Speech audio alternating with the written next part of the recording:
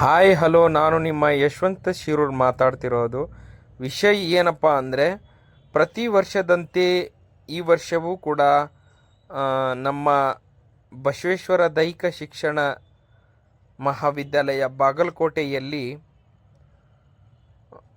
ತೃತೀಯ ಸೆಮಿಸ್ಟರ್ನ ಪ್ರಾಯೋಗಿಕ ಪರೀಕ್ಷೆಗಳ ಕೆಲವು ಚಿತ್ರೀಕರಣವನ್ನು ನಿಮ್ಮೊಂದಿಗೆ ಹಂಚಿಕೊಳ್ಳಲು ಇಷ್ಟಪಡುತ್ತೇನೆ.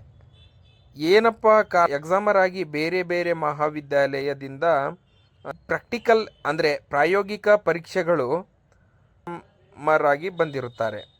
ಅವ್ರ ಮುಂದೆ ನಾವು ಯಾವುದೇ ಒಂದು ಕ್ರೀಡೆಯ ಕೌಶಲ್ಯ ಆಗಿರಬಹುದು ಮತ್ತು ಸ್ಪೆಸಿಫಿಕ್ ಎಕ್ಸಸೈಸ್ ಆಗಿರಬಹುದು, ಅಂದರೆ ವಿಶೇಷವಾಗಿ ಯಾವುದೇ ಒಂದು ಗೇಮ್ ಆದರೆ ಅದರದ್ದೇ ಆದ ಒಂದು ಕೆಲವು ಎಕ್ಸಸೈಸ್ ವ್ಯಾಯಾಮಗಳು ಇರುತ್ತವೆ. ಅದೇ ರೀತಿ ನಾವು ಮಾಡಬೇಕಾಗುತ್ತೆ.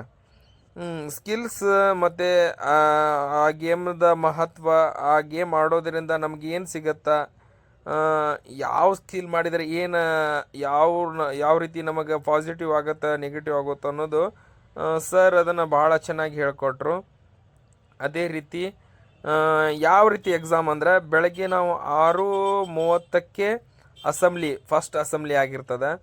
ಆಮೇಲೆ ಮಿನಿ ರೌಂಡ್ ಅಂದರೆ ನಾವು ಸ್ಲೋ ವಾಕ್ ಅಥವಾ ಸ್ಲೋ ಜಾಗ್ ಮಾಡುವುದರ ಮುಖಾಂತರ ನಮ್ಮ ಕಾವೇರಿಸುವ ಚಟುವಟಿಕೆಗಳಲ್ಲಿ ತೊಡಗಿಕೊಂಡು ನಂತರ ಸ್ಕಿಲ್ ಅಥವಾ ವ್ಯಾಯಾಮಗಳನ್ನು ಮಾಡಿಕೊಂಡು ಗೇಮನ ಕಡೆಗೆ ಸಾಗುವಂಥದ್ದಾಗಿರ್ತದೆ. ಎಕ್ಸಾಮರ್ ಆಗಿ ಆಗಮಿಸಿರುವಂಥ ಟೀಚರ್ಸ್ ಏನಿರ್ತದಲ್ಲ, ಅಂದರೆ ಗುರುಗಳು, ನಮ್ಮ ಏನು ಒಂದು ಸೆಮಿಸ್ಟರ್ ಏನು ನಮ್ಮ ಮಹಾವಿದ್ಯಾಲಯದಲ್ಲಿ ಕಲಿಸಿದ್ದಾರೆ, ಯಾವ ರೀತಿಯಾಗಿ ಕಲಿಸಿದ್ದಾರೆ ಎಂಬುದನ್ನು ಅವರು ಹಂತ ಹಂತವಾಗಿ ಅಥವಾ ಖಂಡವಾಗಿ ಅದರ ವಿವರಣೆಯನ್ನು ಪಡೆದುಕೊಳ್ಳುತ್ತಾ ನಮಗೆ ಆ ಸ್ಕಿಲ್ಗಳನ್ನು ಮಾಡಲಿಕ್ಕೆ ಹೇಳ್ತಾರೆ. ಆಮೇಲೆ ಮಾಡೋಕ್ಕಾಗ್ಲಿಕ್ಕಂದ್ರೆ ನಮಗೆ ತಮ್ಮದೇ ಆದ ಶೈಲಿಯಲ್ಲಿ ಪನಿಷ್ಮೆಂಟ್ ಕೊಡೋದಾಗಿರ್ಬೋದು.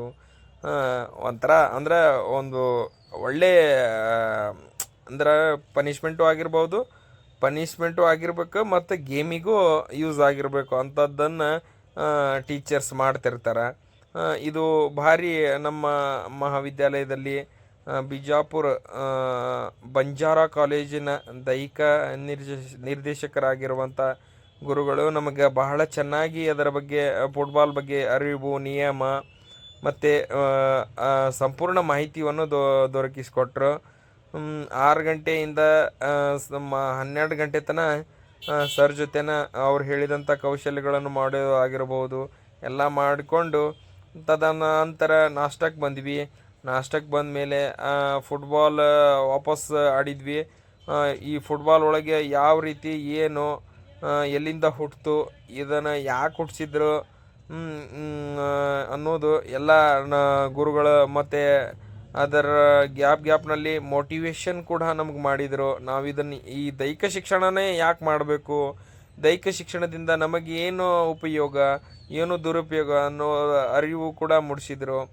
ನಾವು ಮುಂದೆ ವೃತ್ತಿ ಜೀವನದಲ್ಲಿ ಅಂದರೆ ದೈಹಿಕ ಶಿಕ್ಷಕರಾಗಿ ಯಾವ ರೀತಿ ಕಾರ್ಯವನ್ನು ನಿರ್ವಹಿಸಬೇಕು, ನಾವು ಯಾವ ರೀತಿ ಓದಿದರೆ ಯಾವ ರೀತಿ ಪದವಿ ಅಥವಾ ಜಾಬನ್ನು ಪಡ್ಕೋಬಹುದು ಎಂಬುದನ್ನು ಬಹಳ ವಿಶಾಲವಾಗಿ ಮತ್ತು ಅರ್ಥಗಂಭೀರವಾಗಿ ಹೇಳಿದರು.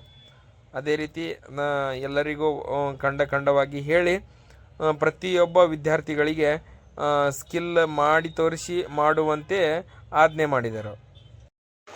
ಮತ್ತು ನನ್ನ ಸಹಪಾಠಿಗಳು ಎಲ್ಲರೂ ಸೇರಿ ಎಲ್ಲ ಸ್ಕಿಲ್ಗಳನ್ನು ಸರ್ ಹೇಳಿಕೊಟ್ಟಾದಮೇಲೆ ಎಲ್ಲರೂ ಒಬ್ಬೊಬ್ಬರಾಗಿ ಆ ಸ್ಕಿಲ್ ಮಹತ್ವ ಮತ್ತು ಅದರ ಬಗ್ಗೆ ಅರಿವು ಮೂಡಿಸಿಕೊಂಡು ನೆಕ್ಸ್ಟ್ ಕೌಶಲ್ಯದ ಕಡೆಗೆ ಹೋದ್ವಿ. ಅದಾದ ನಂತರ ಒಂದು ಗೇಮ್ ಮಾಡಿಸಿದ್ರು. ಗೇಮ್ ಮಾಡಿದ ಮೇಲೆ ಕೊನೆಯದಾಗಿ ಅಸೆಂಬ್ಲಿ ಆಯಿತು. ಅಸೆಂಬ್ಲಿ ನಾಷ್ಟಕ್ಕೆ ಬಿಟ್ಟರು. ಇನ್ನು ಉಳಿದ ವಿಡಿಯೋ ಮುಂದಿನ ಭಾಗದಲ್ಲಿ ಹೇಳುತ್ತೇನೆ.